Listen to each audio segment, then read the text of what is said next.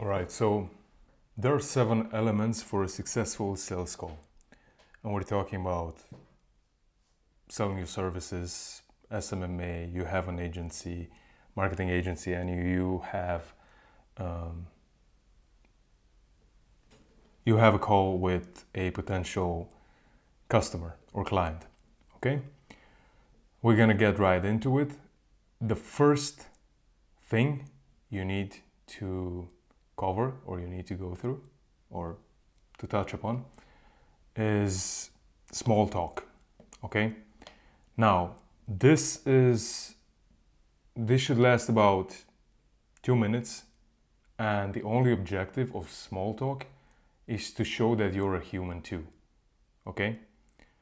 So whenever you hear someone, oh, you have to create a rapport in a sales talk or sales call rather, that's actually really, really difficult to do, because rapport is created over time between friends, between people that have a relationship. Okay, so that's very difficult to do in a 30-45 minute sales call. So small talk is the best way to start. And please, please do not ask about the weather. Be genuine. For example, I'm wearing a watch. Okay, if you like watches, and let's pretend this as being a sales call. Okay, and I'm your potential client. Now we start talking, and you see I have a watch on my wrist, and if you like watches, then you'd ask me, oh, that's a really nice watch. What watch is it? Okay, so be genuine, be different. Okay, or you see they have a nice background. You ask them where they are. Oh, that looks nice.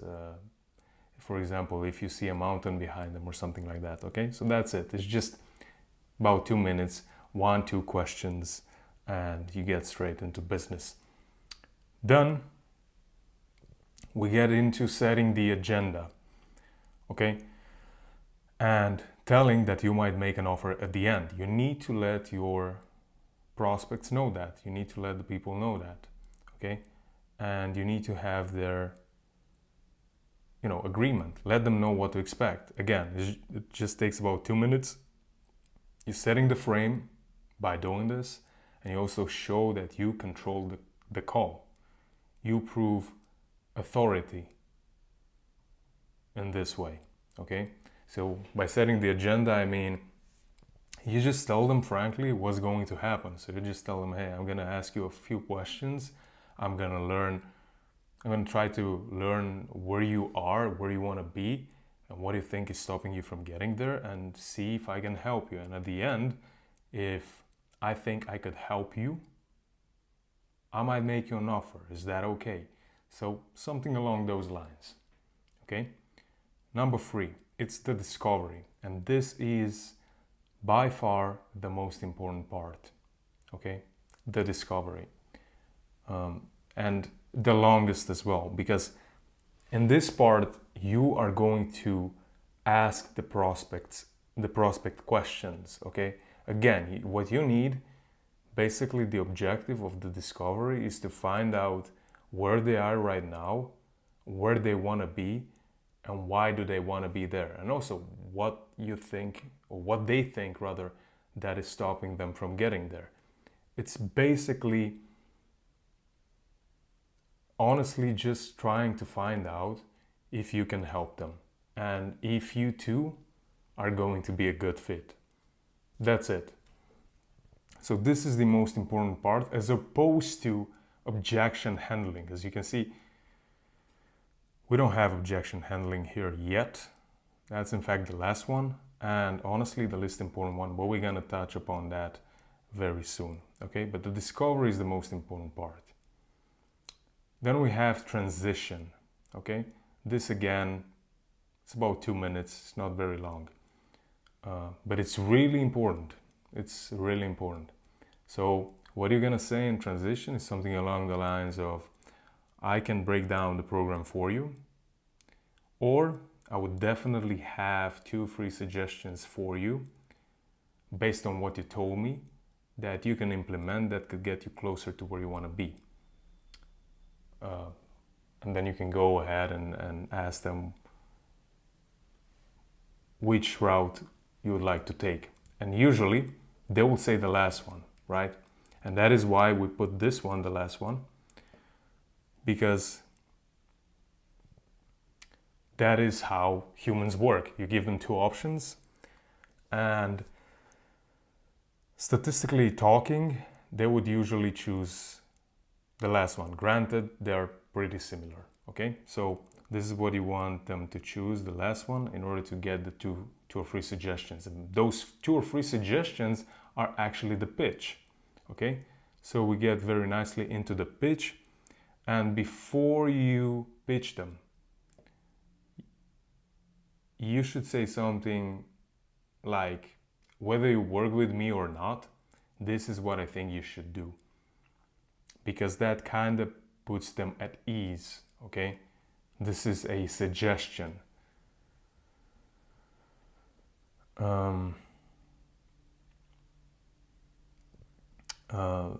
Yeah, it's a suggestion. This is what you tell them, okay? And by the way, this is also what we offer.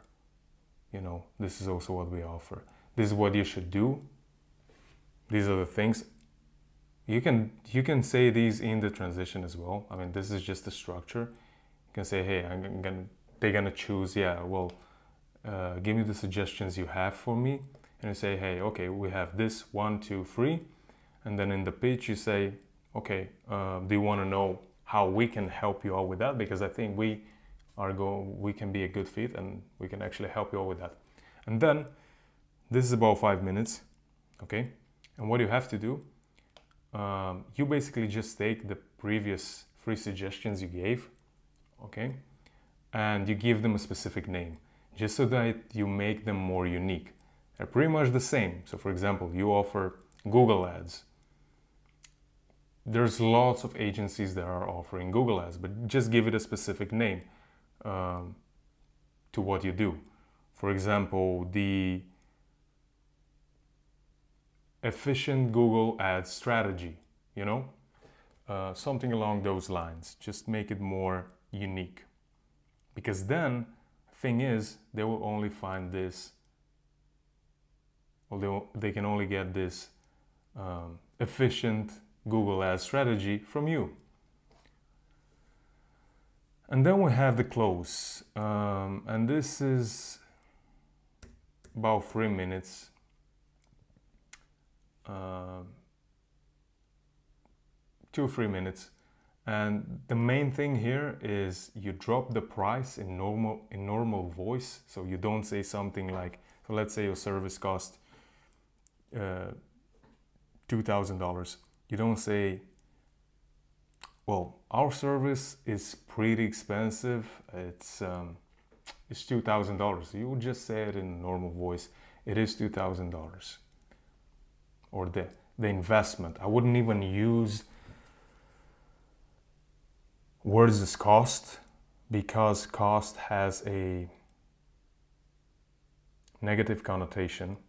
So I would rather say investment instead of cost. So I would say the investment is $2,000 a month. And then this is very important, then just shut up. Don't say anything. That's really important. You have to get used to that.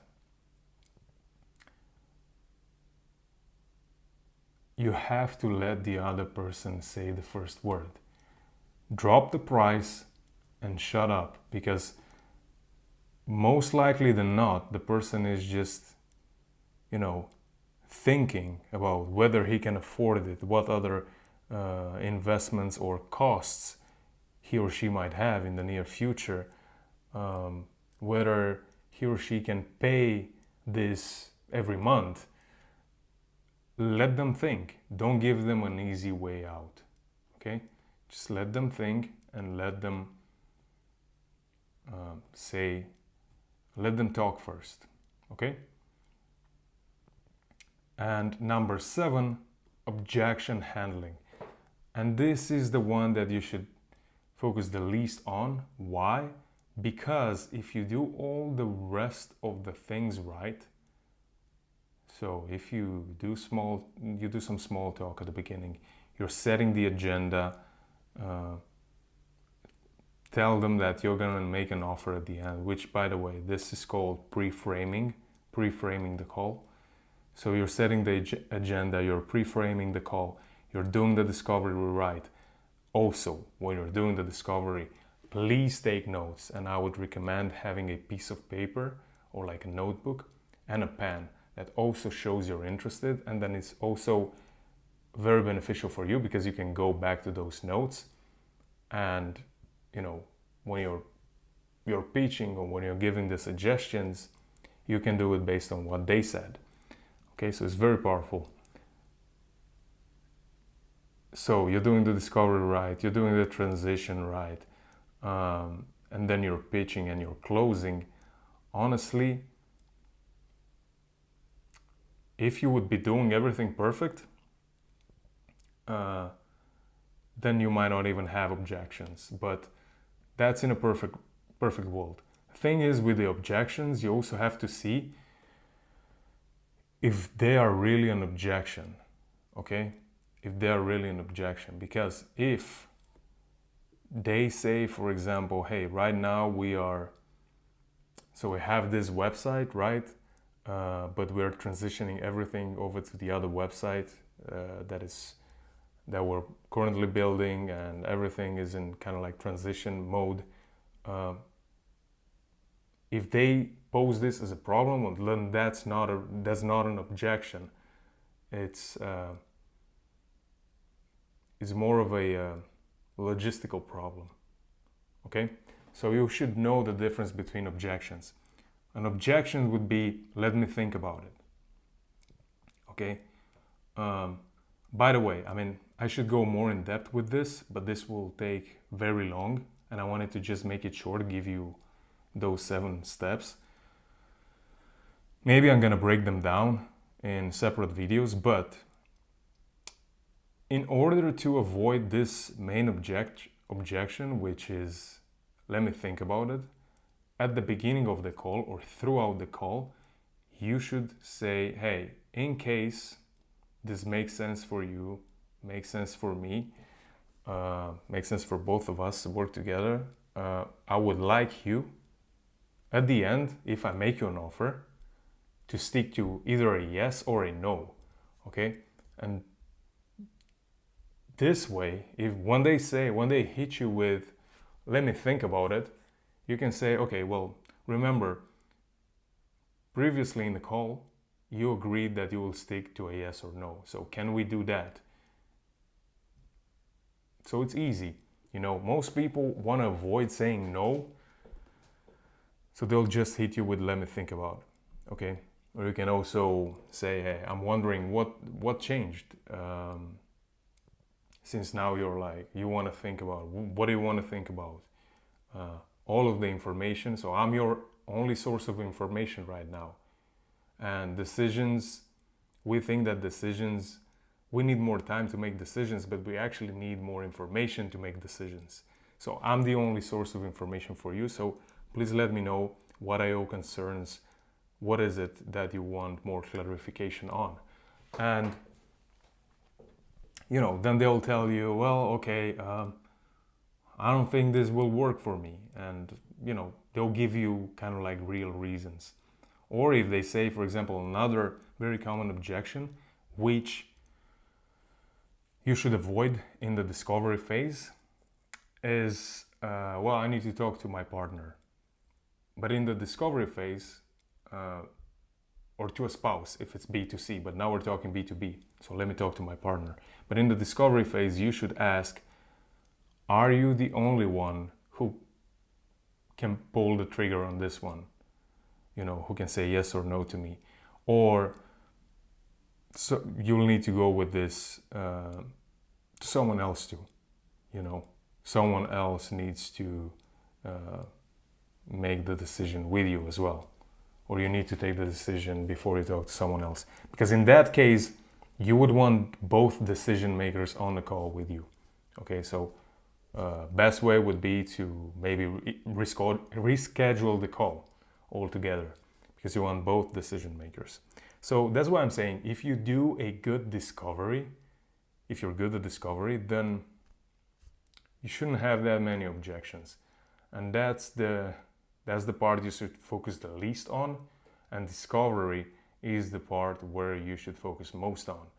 Is the part where you ask the questions. You ask, is there any other decision maker? Can we stick to a yes or no at the end of the call?